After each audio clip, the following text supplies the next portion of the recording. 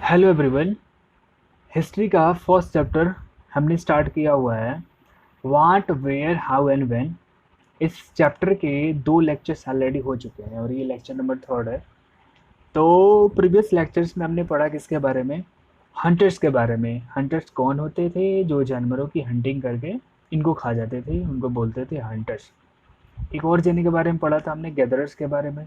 Gatherers कौन लोग होते थे? जो जंगलों के अंदर में, फॉरेस्ट के अंदर में रहते थे। एंड देन साथ में अगर उनको भूख लगती थी तो वो प्लांट्स के जो रूट्स हो गए, फ्रूट्स हो गए, उनकी लीव्स हो गए, उनको कलेक्ट करके उनको कंज्यूम करते थे। वो ऐसे लोगों को बोलते थे हम लोग गैदरर्स।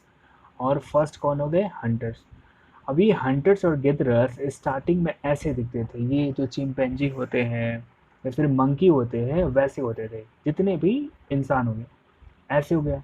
धीरे धीरे टाइम बढ़ते गया तो इन्होंने अपनी आगे वाली जो हैंड्स है इसका इस्तेमाल करना बंद कर दिया। तो ये ऐसे स्ट्रेट होकर चलने लगे, फिर ऐसे चलने लगे, फिर ये देखिए एवोल्यूशन होते होते ये क्या हो गया, सीधे होकर चलने लगे। तो पहले ऐसे 2 हाथ और 2 पैर हो गए, इनका इस्तेमाल जो है चलने के लिए करते थे। लेकिन समय के साथ इनको थोड़ी सी अकल आई। अगर अकल आने के साथ में इन्होंने क्या किया कि आगे वाले जो हाथ होते थे इनका इस्तेमाल करना बंद कर दिया। इसीलिए धीरे धीरे ऐसे स्ट्रेट होने लगे। जैसे जैसे टाइम बीतता गया हिस्ट्री में, वैसे वैसे इवोल्यूशंस होते गए। इनको भी ढेर सारी जानकारियाँ मिली कि केवल हंटिंग एंड गैदरिंग करने से काम नहीं होगा, हमें भी एक जगह रुक करके एग्रीकल्चर करना चाहिए। तो ये सारी चीज़ें इन्होंने की। और कुछ लोकेशंस के बारे में भी हमने आपको बताया था। जैसे ये इंडिया है अपना, और इसके वेस्ट साइड में पाकिस्तान हो गया। तो पाकिस्तान और यहाँ पे है अफगानिस्तान। तो इसके बॉर्डर पे 2 हिल्स थे बहुत फेमस। एक को बोलते हैं सुलेमान हिल्स, दूसरा हो गया किरथार हिल्स। इन दोनों की क्या खास बात थी? यहाँ पे सबसे पहले क्या उगाया गया था? वीट की प्लांटेशन की गई थी। फिर हमने इंडिया के बीच में आपको बताया था यहाँ पे भी ट्राइबल्स कम्युनिटी रहती थी, हंटर एंड गैदरर्स रहते थे। नर्मदा रिवर, रिवर्स के साइड में क्यों रहते थे? क्योंकि उनको पीने के लिए वहाँ पानी अवेलेबल हो जाता था। साथ में अगर जहाँ रिवर होगी उसके आसपास में घने जंगल भी होते थे, तो घने जंगल से भी उनको खाना मिल जाता था। और यहाँ पे अगर यहाँ रह रहे हैं तो अगर माउंटेनियस एरिया है तो उनको जो है पत्थर मिल जाते थे, जिसका इस्तेमाल वो वेपन्स बनाने में अच्छे से कर लिया करते थे। ये सारी चीज़ हमने पढ़ ली थी।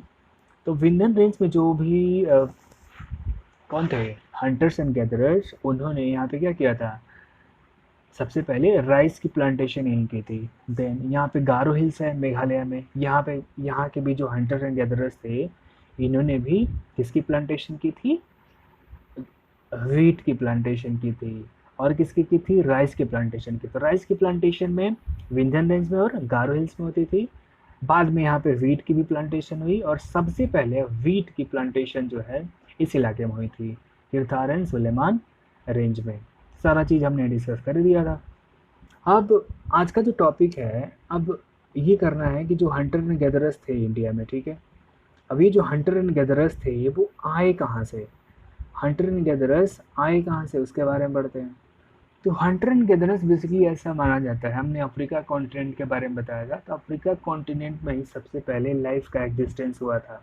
ठीक है, तो लाइफ का एग्जिस्टेंस हुआ वहाँ सबसे पहले अफ्रीका कॉन्टिनेंट में इंसान है।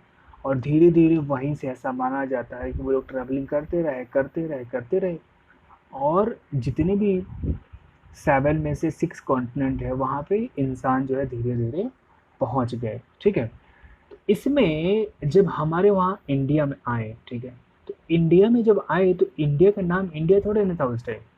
इंडिया में जो रिवर अभी फ्लो कर रही थी इंडस, तो ये जो इंडस रिवर फ्लो करती है तो हमारे वहाँ को पता है कि बहुत सारे इन्वेडर्स आते थे, आक्रमणकारी। आने वाले चैप्टर्स में हम आपको बताएंगे कि यूरोप में बहुत सारे देश थे, जैसे इटली में रोमन एम्पायर था, एक जो है ग्रीस नाम की कंट्री है, वहाँ पे एक अलग एम्पायर था।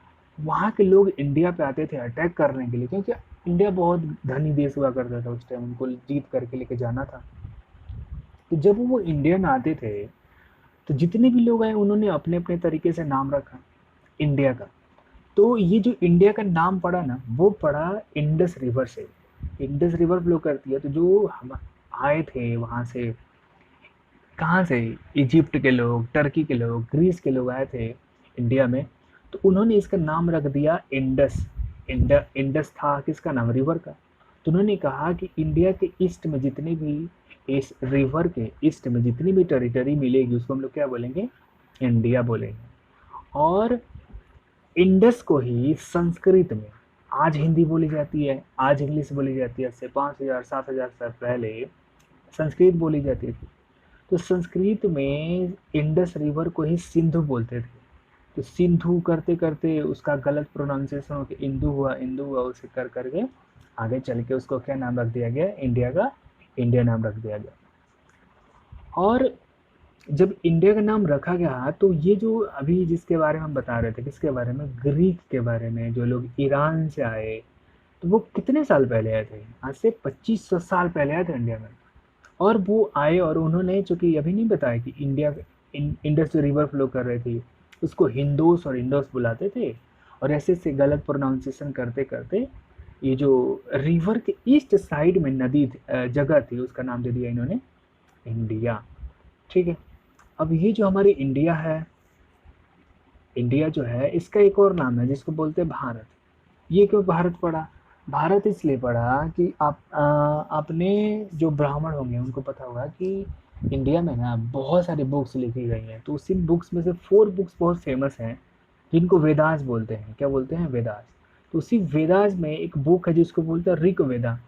क्या बोलेंगे, ऋग वेदा। इसको सारे जो ऋषि मुनि हमारे हुआ करते थे, देवता होते थे ना उस टाइम में, तो देवताओं का पूजा पाठ कैसे करना है, कौन से मंत्र किस देवता के लिए गाने चाहिए, भजन कीर्तन आरती, ये सब उन्होंने किताब के फॉर्मेट में संस्कृत में लिख दिया। और उस टाइम लिखने के लिए कापी और पेन नहीं हुआ करता था, जैसे अभी के टाइम में है, इंटरनेट नहीं होता था। तो वो लोग क्या करते थे, ऐसे ही पत्थर हो गया ना तो पत्थर पे खोद करके लिख देते थे, या फिर जो भी प्लांट्स होते थे ना, तो प्लांट्स का जो ऊपर का बार्क होता है, बार्क समझते हैं, उसका तने के ऊपर जो उसका लेयर होता है, छिलका बोलते हैं उसको, उसको सुखा करके उस पर वो लिखते थे वो लोग। तो उसको बोलते थे हम लोग मैन्युस्क्रिप्ट। क्या बोलते थे, मैन्युस्क्रिप्ट। ये पेड़ को ऐसे काटा, उसकी पत्ती को काटा, या फिर पेड़ से छाले निकाला, इसको धूप में सुखा करके इसी पे वो लोग लिखते थे। तो ऐसे ऐसे लिख करके उन्होंने 4 वेदास लिख दिए। क्या लिख दिए, 4 के 4 वेदास लिख दीजिए। उसमें से फर्स्ट जो वेदा उसको बोलते हैं ऋग वेदा। तो ऋग वेदा में आज जो हम उसको पढ़ते हैं तो पता ये लगता है कि ऋग वेदा में ऐसा लिखा गया कि जो इंडस रिवर फ्लो कर रहे थे तो उसके ईस्ट साइड में कुछ भारत कम्युनिटी के लोग रहते थे। एक राजा थे, उनका नाम था भारत। तो भारत राजा थे और उनका पूरा देश था, इसीलिए उसको क्या बोल दिया गया, भारत बोल दिया गया। कौन से वेद में लिखा हुआ है, ऋग्वेदा में। अब जब हम बात करते हैं किसके बारे में, पास्ट के बारे में, हमें पास्ट के बारे में कैसे पता चलती है, तो पास्ट के बारे में जानने के लिए बहुत अच्छी तरीके हैं। एक फर्स्ट जो तरीका है उसको बोलते हैं मैन्युस्क्रिप्ट, और दूसरा तरीका है जानने का जिसको बोलते हैं इनक्रिप्शंस। अब मैन्युस्क्रिप्ट क्या होता है, स्क्रिप्ट का मतलब हो गया लिखना, मेन्यू का मतलब छोटा, मेन्यू का मतलब क्या हो गया, छोटा। यानी अगर कहीं भी कुछ रिटन डॉक्यूमेंट्स हमारे हाथ लग जाए तो उसको हम देख के बता सकते हैं कि अच्छा इस टाइम में ऐसा होता था। जैसे आपके पास करेंसी नोट्स होती है ना, करेंसी नोट्स पे आप पीछे उसको टर्न आउट करेंगे, उस पर डेट लिखा होता है कि वो जो नोट है प्रिंट कब हुई थी, जैसे 2017 में हो सकती है, 15 में हो सकती है, 14 में हो सकती है। तो ये आइडिया आप लगा सकते हैं ना कि हाँ सिर्फ 4 साल पहले, 5 साल पहले नोट प्रिंट हुई। वैसे जो आपके पास कॉइन्स होते हैं उस पर भी डेट देख के बता सकते हैं। जो न्यूज़पेपर्स होते हैं, जिस दिन का जो न्यूज़पेपर होगा उस पर डेट मेंशन होती है। वैसे ही उस टाइम में जब हम बोलते हैं यहाँ से 2000 साल पहले, 3000 साल पहले लिखने की टेक्निक नहीं होती थी, तो वो लोग किस पे लिखते थे, मैन्युस्क्रिप्ट। अब ये दिखते कैसे हैं, ये दिख रहे हैं, ये इनको बोलते हैं मैन्युस्क्रिप्ट्स। इन्होंने क्या किया है, पेड़ से छिलके निकाले, पत्तियों पे लिख डाला कुछ, और संस्कृत लैंग्वेज में लिख दिया। तो इसको हम लोग बोलते हैं क्या, मैन्युस्क्रिप्ट। अब ये मैन्युस्क्रिप्ट में क्या होता था कि जाहिर सी बात है, पेड़ के पत्ते हैं या फिर उनके जो बार्क हमने निकाले वो तो कभी ना कभी ख़राब हो जाएंगे, सड़ जाएंगे। तो ये लोग जब उस पर लिखते थे तो दिक्कतें होती थी, या फिर इनको कहीं अगर छिपा करके अपने ऋषि मुनि जो लोग थे वो अपने आश्रम में रखते थे तो उसको चूहे खा जाते थे, फिर जानवर इसको, या फिर बारिश में भीग गया तो नष्ट हो जाता था। तो कुछ लोगों ने दिमाग लगाया कि क्या करते हैं ना, पत्थर पे, पत्थर तो होते ही हैं, पत्थर पे बारिश आए या फिर धूप पड़े उसको कुछ फर्क नहीं पड़ता है। पत्थर पे इसको क्या कर देते हैं, खुदवा करके लिख देते हैं, अपनी बात को पत्थर पे ही खुदवा करके लिख देते हैं। तो जब अब ये पत्थर का सरफेस हार्ड होता है ना, या फिर मान लीजिए कुछ लोगों ने दिमाग लगाया कि जैसे मेटल्स होते हैं जितने भी, जैसे चांदी हो गया, लोहा हो गया, पीतल हो गया, उसको पिघला करके काम करते हैं, उसके प्लेट बनवाते हैं और उसी प्लेट पे जो है ऐसे लिखवा देंगे। जैसे कि जैसे आपके पास जो कॉइन्स होती हैं लोहे की बनी है ना, उस पर लिखा होता है सत्यमेव जयते या एक दो, लिखा गया ना ऐसे, वैसे ही वो हार्ड सरफेस पे लिखा गया। तो कुछ लोगों ने दिमाग ऐसे लगाया कि काम करते हैं हम भी लिखेंगे, लेकिन ऐसे लिखें कि वो जल्दी ख़राब ना हो और आने वाली जो जनरेशन उनको पता था कि आज से 500 साल बाद, 1000 साल बाद, 2000 साल बाद कुछ स्कूल में बच्चे आएंगे हमारे बारे में पढ़ेंगे। तो इसलिए उन्होंने क्या किया कि हम एग्जिस्ट करते हैं, उन्होंने क्या कर दिया, ये लिखवा दिया, इस पे रॉक्स पे खुदवा खुदवा करके उन्होंने लिखवा दिया और वो रिकॉर्ड आज भी मौजूद है। अब इनको हम पढ़ के उस टाइम के बारे में जान सकते हैं। तो जब उन्होंने जो लिखा वो हार्ड सरफेस पे लिखा, पत्थर पे खोद करके लिखा, इसको बोलते हैं हम लोग इनक्रिप्शन, इनक्रिप्शन बोलते हैं। और इसको क्या बोलते हैं, इन दोनों को बोलते हैं मैन्युस्क्रिप्ट्स। मैन्युस्क्रिप्ट्स हाथ से लिखी जाती थी और किस पे लिखी जाती थी, किसी भी पेड़ के छिलके पे। तो क्या हो गया manuscripts, page from the palm leaf और birch tree bark from the Himalayas. Manuscript जो है लिखी किस पे जाती थी, पाम लीव्स पे लिखी जाती थी या फिर बर्च ट्री, ट्री होता था उसको बोलते थे बर्च, वो केवल हिमालय माउंटेन में ही मिलता था, मुलायम होता है बेसिकली। तो उस पे ये लोग जो है लिखते थे, इसको बोलते हैं मैन्युस्क्रिप्ट।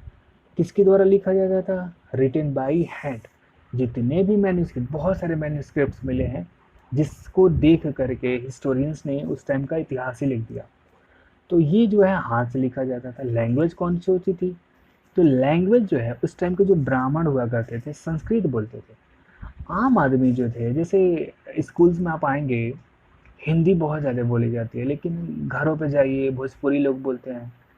वैसे ही तो भोजपुरी कौन बोल रहा है, जो थोड़े से पढ़े लिखे कम है। वैसे उस टाइम में क्या था कि कुछ लोगों को संस्कृत आती नहीं थी, तो वो भाषा बोलते थे प्राकृत भाषा, आम आदमी की भाषा थी। और साउथ इंडिया में जाएंगे, दक्षिण भारत में जैसे तमिलनाडु में, तो वहाँ पे लोग तो तमिल बोलते थे। तो जितने भी हमको ये मैन्युस्क्रिप्ट्स मिले हैं, 3 लैंग्वेज में मिली हैं, संस्कृत में भी मिली है, प्राकृत में भी मिली है और तमिल में भी मिली है। आप तीनों में से कोई भी लैंग्वेज नहीं पढ़ाएंगे, इवन हम भी नहीं पढ़ पाएंगे। क्यों, क्योंकि संस्कृत जो है उस टाइम की बहुत जो है एक तरीके से हार्ड होती थी, कोई नहीं पढ़ पाएगा। ठीक है, प्राकृत तो वैसे भी नहीं पता है क्योंकि हमने 2 ही लैंग्वेज सीखी है, हिंदी एंड इंग्लिश। तमिल तो बिल्कुल भी नहीं आएंगे। अब बात करते हैं किसकी, इनक्रिप्शंस की। इनक्रिप्शंस आपने देखा होते कैसे हैं, इसकी डेफिनेशन कैसे देखें। तो ये कहाँ लिखा जाता था, first of all written on stone और मेटल। कहाँ लिखा जाता था, स्टोन्स पे या फिर मेटल्स के ऊपर में। मेटल वही पीतल को पिघलाया, उसकी प्लेट बनाई, उस पर लिख दिया। क्या लिखा जाता था इसमें, Kings record the victories in the battle. जितने भी उस टाइम के राजा होते थे, आज से वही 2000-3000 साल पहले राजा होते थे, तो राजा मान लीजिए कहीं गए किसी से लड़ाई के, जीत गए, तो जीत जाते तो उनको विक्ट्री मिल गई। तो वो कहते थे कि ऐसे थोड़े ना होता है, हम तो नोट डाउन करवाएंगे उसके ऊपर में। तो ये क्या कर देते थे कि उसको रिकॉर्ड करवा देते थे। तो वही आज इनस्क्रिप्शंस को पढ़ करके हमें पता लगता है कि अच्छा इस राजा ने इस राजा के साथ लड़ाई की थी और युद्ध में जीत गए थे। तो उस टाइम की हिस्ट्री के बारे में पता लगी कि नहीं लगी, बिल्कुल लगी। तो ये दोनों चीज़ें से इससे फ़ायदा होता है। क्लियर, 2 वर्ड्स और। जैसे अभी हम कहाँ हैं, 2021 में है ना। आज तारीख क्या होने वाली है, आज तारीख हो जाएगी आई थिंक 24। लेक्चर आप 24 को ही देख रहे होंगे। 24 हो गई, 05 हो गया, 21। अब ये जो डेट हम लिखते हैं ना, इसको हम लोग बोलते हैं बेसिकली 2021 का मतलब क्या। एक एक व्यक्ति थे, जैसे इंडिया में बोलते हैं ना ईसाई लोग रहते हैं, ईसाइयों के भगवान कौन है, उनको बोलते हैं जीसस क्राइस्ट। क्या बोलते हैं, जीसस क्राइस्ट। तो जीसस क्राइस्ट जिस दिन उनका जन्म हुआ उसको बोलते हैं 1। जीसस क्राइस्ट का जिस दिन जन्म हुआ उसको 1 मान लीजिए। और आज 2021 चल रहा है ना, इसका क्या मतलब हुआ है कि आज से 2021 साल पहले ही जीसस क्राइस्ट का जन्म हुआ था। क्योंकि जितने भी ब्रिटिशर्स थे ना, उन्होंने क्या किया कि जीसस क्राइस्ट को अपना देवता मानते थे। और ऑल ओवर वर्ल्ड में जब जाएंगे तो हिंदू आपको ज़्यादा नहीं मिलेंगे, मुस्लिम ज़्यादा नहीं मिलेंगे, सबसे ज़्यादा क्रिश्चियंस मिलेंगे। तो क्रिश्चियंस ने क्या कहा कि हमारे जो गुरु हैं, हमारे जो देवता हैं, उन्हीं के नाम पे हम कैलेंडर चलाएंगे। इसको बोलते हैं ग्रेगोरियन कैलेंडर। तो ग्रेगोरियन कैलेंडर जो है किस पे चलता है? वो मानता है एक किसको, जिस दिन जीसस क्राइस्ट का बर्थ हुआ था, बर्थडे हुआ था उनका। तो इसको बोलते हैं। अब इसको डिनोट कैसे करें? इसको डिनोट करने का कुछ तरीका है। क्या तरीका है? इसको बोलते हैं, अब 2021 चल रहा है ना, इसको हम लोग CE बोलते हैं। क्या बोलते हैं? CE। CE बोलते हैं या फिर AD भी बोलते हैं। AD का मतलब होता है एनो डामिनी। एनो डामिनी। और मान लीजिए कि कोई भी टाइम आपको बताना है, जीसस पैदा नहीं होते उससे पहले, जैसे Hunter and gatherers Jesus Christ के पहले है कि बाद में है? उनसे पहले थे, बहुत पहले थे। तो वैसे टाइम को कैसे बताएंगे? हम यही नहीं कहेंगे कि क्राइस्ट से पहले थे, तो उसको लिखते हैं BC। क्या लिखेंगे? BC। यानी BC का फुल फॉर्म क्या हो गया? Before Christ. AD का मतलब क्या हो गया कि आफ्टर डेथ भी बोल सकते हैं या एनो डोमिनी भी बोल सकते हैं। एक और वर्ड इस्तेमाल होता है, इसको बोलते हैं CE। CE का मतलब होता है कॉमन एरा। सिंपल सा, इसी का सिनोनिम्स है। AD को ही बोलते हैं CE या AD बोलते हैं। AD का मतलब एनो डोमिनी देख ही लिए, या इसको BCE मतलब before common era. Before common era किसको बोलेंगे? इसको बिफोर क्राइस्ट वाला जो टाइम है ना, इसको बोलते हैं BCE। BCE क्लियर हो गया? Before common era. और AD को क्या बोलेंगे? Common era. CE common era. समझ गया क्या? तो ये सारी चीज़ें थी। अब पता लगी क्या होगा? अब ये जो हमें इंस्क्रिप्शंस मिले, अभी हम पढ़ रहे थे ना इंस्क्रिप्शंस के बारे में। इंस्क्रिप्शंस में कौन कौन सी लैंग्वेज इस्तेमाल हुई? तो इंस्क्रिप्शंस में फर्स्ट ऑफ ऑल क्या लिखा जाता था कि जितने भी किंग्स हुए उनको विक्ट्री कहाँ मिली, यही लिखा गया उस पर। तो जो स्कॉलर्स हुआ करते थे, स्कॉलर्स का मतलब बहुत पढ़े पढ़े लिखे लोग, विद्वान ब्राह्मण्स लोग, उनको स्कॉलर बोलते थे उस टाइम। इंग्लिश में बोलते हैं वैसे विद्वान, जिनको बहुत ज़्यादा ज्ञान होता है। अब वो क्या करते थे, ये सारे के सारे इंस्क्रिप्शन जो है यही ब्राह्मणों की देख रेख में उसको लिखवाया जाता था।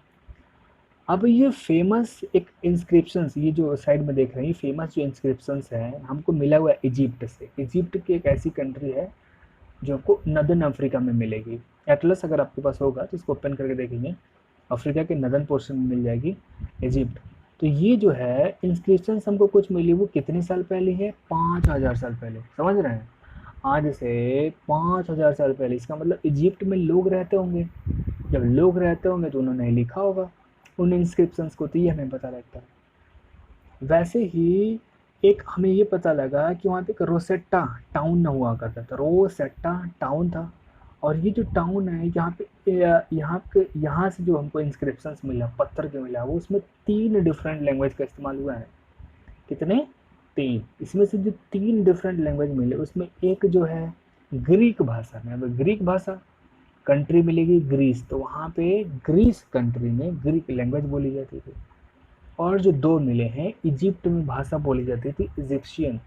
इजिप्शियन तो वहाँ पे इजिप्ट में मिली। तो ये सारी चीज़ें मिली हैं। ठीक है, ये हमने आपको करा ही दिया दोनों चीज़ें। तो इस चैप्टर में बेसिकली क्या था, हमें 4 टॉपिक करने थे बेसिकली। पहला जानना था किसके बारे में? हंटर एंड गैदरर्स कौन थे, hunter and gatherers. And then उसके बाद में ये मैन्यूस्क्रिप्ट एंड इंस्क्रिप्शंस क्या होते हैं। ये 4 टॉपिक्स करने थे, चैप्टर ख़त्म। Thank you.